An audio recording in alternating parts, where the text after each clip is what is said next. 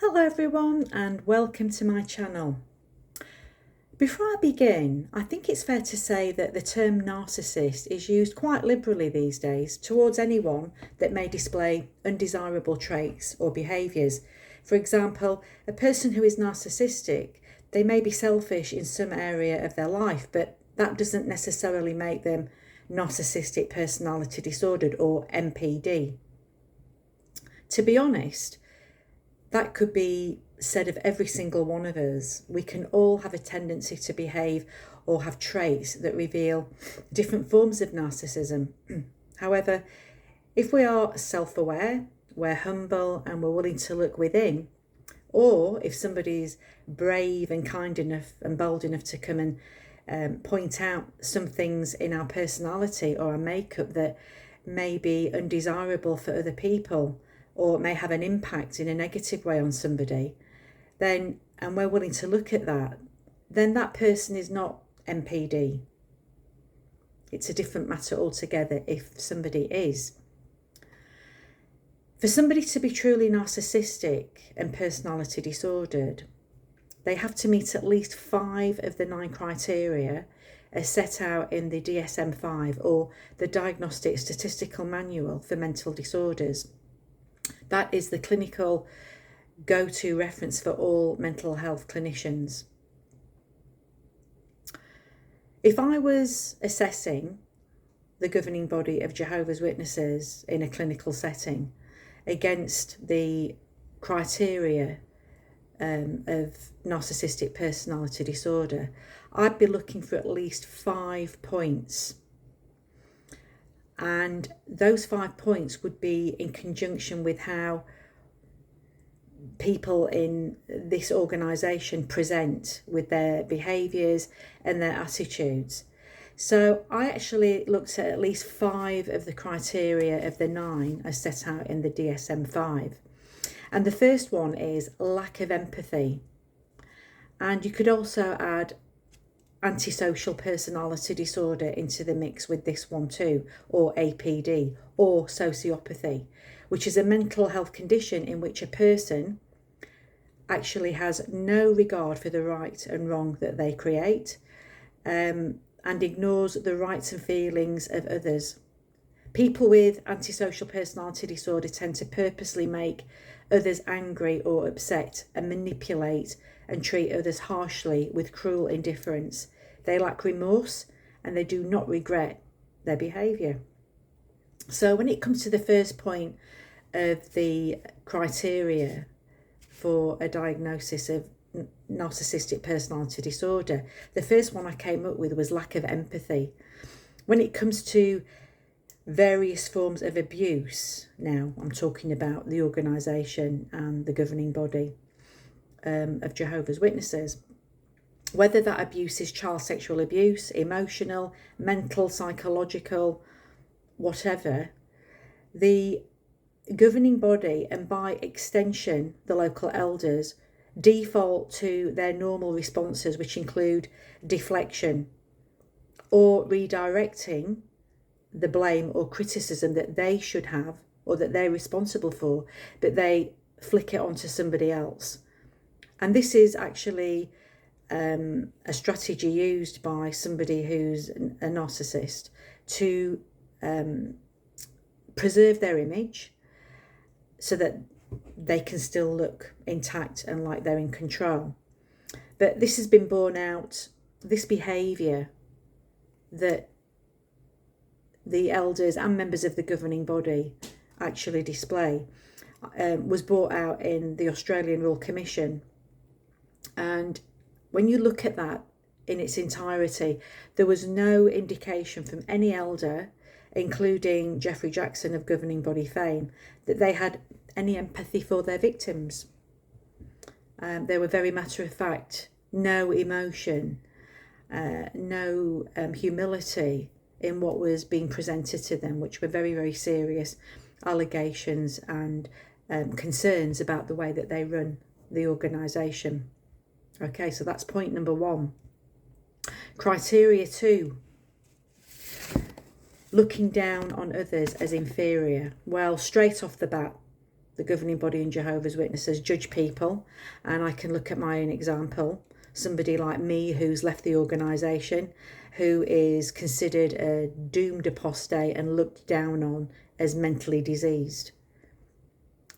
So when people behave like this, putting down others, it's always so that they can elevate themselves. Because the truth of the matter is this, is that people with narcissistic personality disorder are riddled with insecurities. That's the reality. That's their true setting. And so to avoid at all costs people seeing that, because they would consider within themselves that it's a weakness, they work overtime to preserve that. And they'll do whatever it takes to make sure that nobody steps on them and exposes what they're really about. Sound familiar? Point 3. A narcissistically personality disordered person never ever takes responsibility or apologises. They don't apologise for their actions, they don't apologise what comes out of their mouth, and they don't apologise, period, basically, because they never feel that they're in the wrong. It's always somebody else's fault or somebody else has the problem. So when you think about, I think about Geoffrey Winder, the governing body member in the last annual general meeting. He goes on to say that the governing body don't even have to feel embarrassed for getting things wrong or apologise when they get the doctrinal matters wrong with regards to failed Bible prophecies. And yet gaslight to the max by even going as far as to blame their congregants for being too eager for the prophecies that they said were going to come true and never did.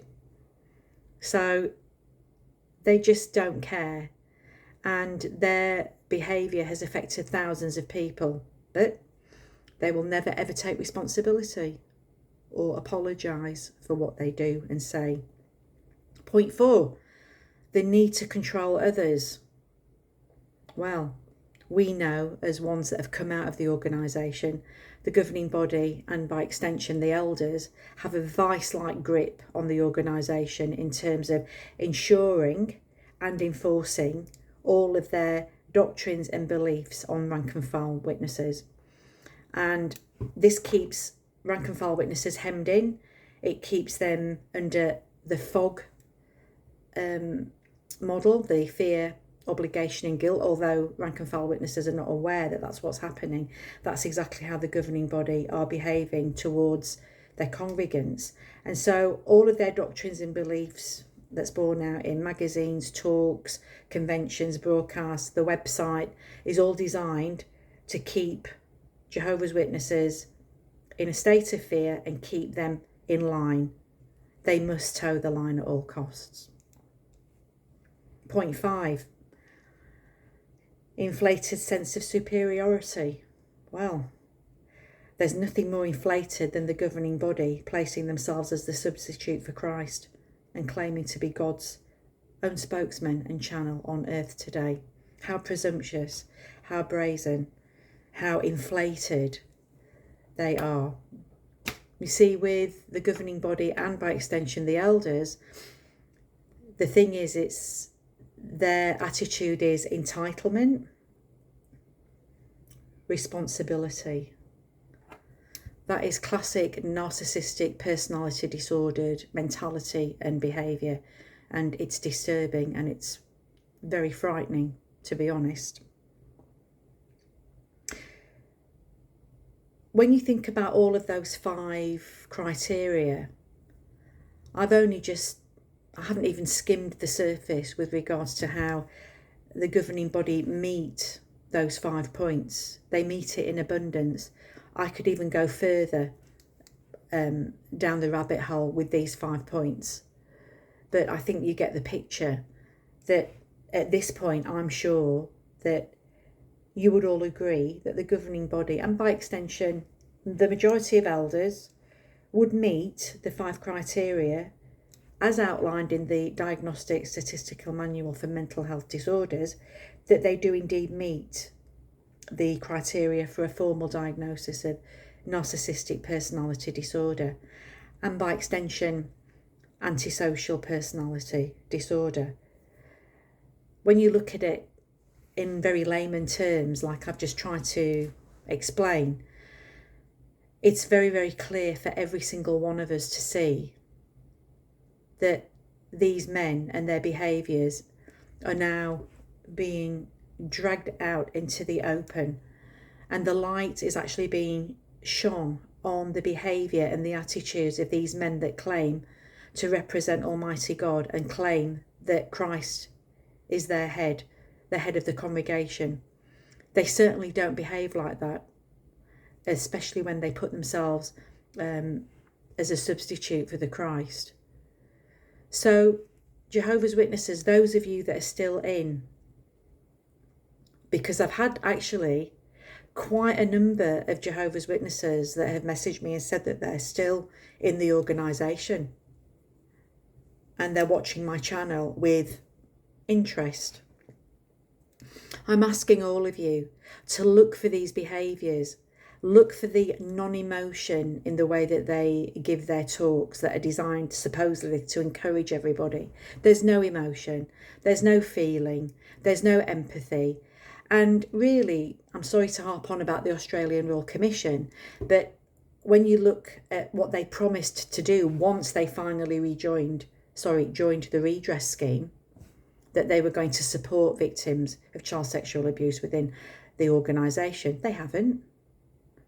I don't believe there's one person that's been a victim of abuse that's come forward and said, you know what, the governing body fessed up, they came to the plate and they've really looked after us and helped us to get back on track. Terence O'Brien's words were empty. His promises of support are empty because there's no evidence.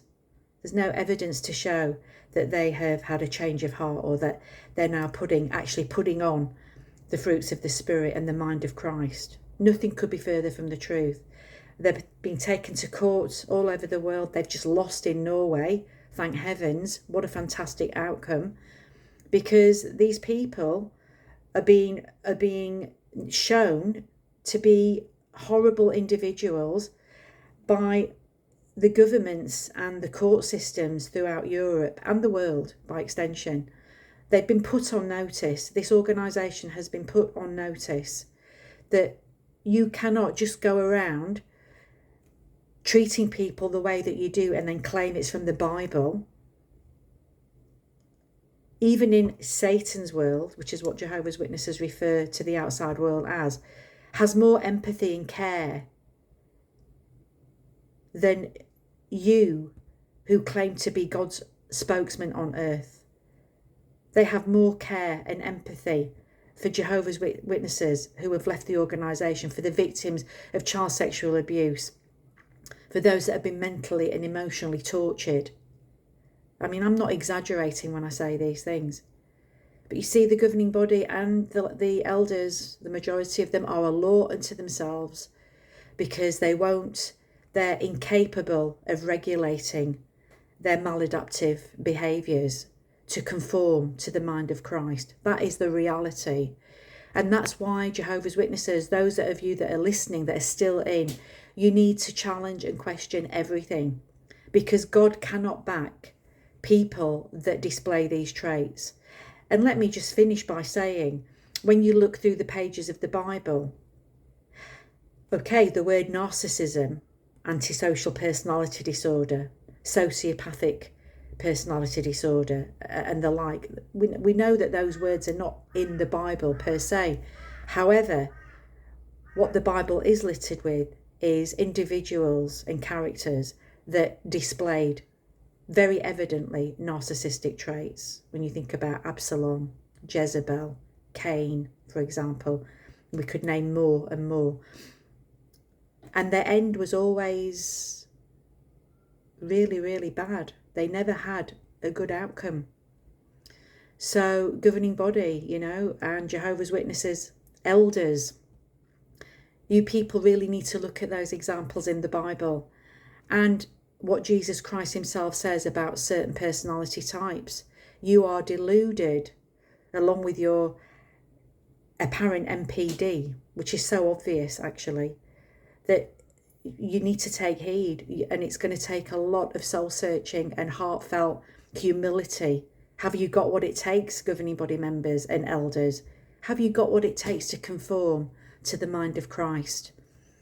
Well, there's still a little bit of time, but like all narcissists, true narcissists, you'll never ever get help because you never think that you're in the wrong and that everybody else has the problem.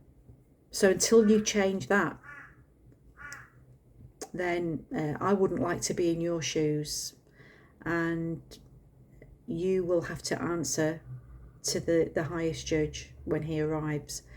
So everybody, please take on board, look out for these at least 5 traits, go and do the research, have a look online about what narcissism actually is and what it isn't. And until next time, please take care, look after each other, show love and kindness to one another, and I'll speak to you soon. Okay.